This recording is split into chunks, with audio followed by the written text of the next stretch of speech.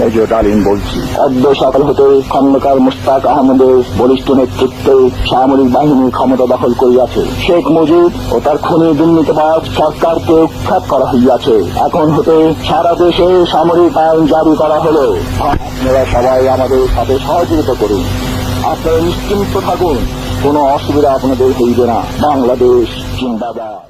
সম্প্রতি মেজর ডালিম প্রবাসী সাংবাদিক ইলিয়াস হোসেনের লাইভে আসেন। এসে আমাদের গত 50 বছরের অজানা ইতিহাস সম্পর্কে সংক্ষিপ্ত বিবরণ দেন। তিনি তার লাইভে বিভিন্ন বিষয় সম্পর্কে ক্ষুদ্র ক্ষুদ্র বা সংক্ষিপ্ত বিবরণ দেন।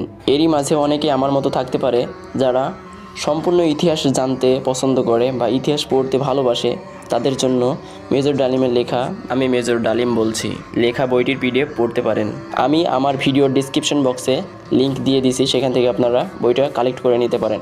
যেহেতু শেখ হাসিনার শাসন আমলে 15 বছর যাবৎ এই বইটা ব্যান ছিল বাংলাদেশে। এছাড়াও অনেকগুলো বই ব্যান ছিল, তবে সেই বইগুলোর লিঙ্কও ডিসক্রিপশনে গিয়ে আপনারা যে ব্লগ সাইটে যাবেন সেখানেও পেয়ে যাবেন। মূলত আমার ভিডিও বানানোর উদ্দেশ্য ছিল এই যে যারা ইতিহাস লাভার এবং ইতিহাসের বইগুলো পড়তে পারছে না বা কালেক্ট করে সংগ্রহ করতে পারছে না, তাদের জন্য এই ভিডিওটা।